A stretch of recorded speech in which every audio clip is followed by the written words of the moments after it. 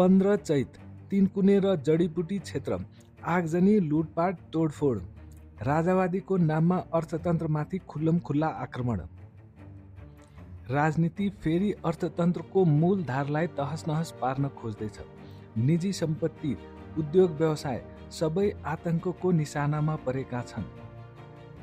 पूर्व राजा ज्ञानेन्द्र शाह, जो नेपालकै ठूला व्यवसायहरूमध्ये एक हुन्, सूर्य नेपालदेखि सोल्टी होटलसम्म, टोयोटा टाटाका डिलरसम्म, नेपालको अर्थतन्त्रमा उनको गहिरो पकड छ। तर यही व्यक्ति आज राजतन्त्र पुनर्स्थापनाको नाममा हिंसात्मक आन्दोलनको सूत्रधार बनेका छन्। 2061 सालमा राजा ज्ञानेन्द्रले देशको सत्ता हातमा लिए, समृद्धिको नारा दिए, तर के भयो? राजनीतिक अस्थिरता बढ्दै गयो, निजी लगानी डगमगायो, देशको आर्थिक वृद्धि दर ऋणात्मक भयो, अनि गणतन्त्र आएपछि त झन् शान्ति र समृद्धिको आशामा रहेका जनताले फेरि नाकाबन्दी, आन्दोलन, द्वन्द्व झेल्नु पर्यो।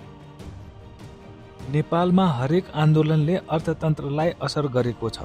2052 को माओवादी द्वन्द्वदेखि 2072 को मधेस आन्दोलनसम्म, अझ 2072 को भूकम्प, त्यसपछि नाकाबन्दी, त्यसपछि कोरोनाले त झन् हामीलाई ठूलो आर्थिक सङ्कटमा पारेको छ। यही समय भारत, बङ्गलादेश, कम्बोडियाले आर्थिक सुधार गरिरहेका थिए, विदेशी लगानी भित्र्याउँदै थिए।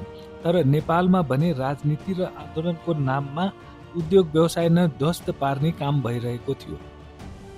शुक्रबार मात्र निजी कम्पनीहरू, उद्योगहरू जलाइए। अनि यो कसको फाइदा? जनताको कि राजतन्त्रको नाममा सत्ता हत्याउनेहरूको?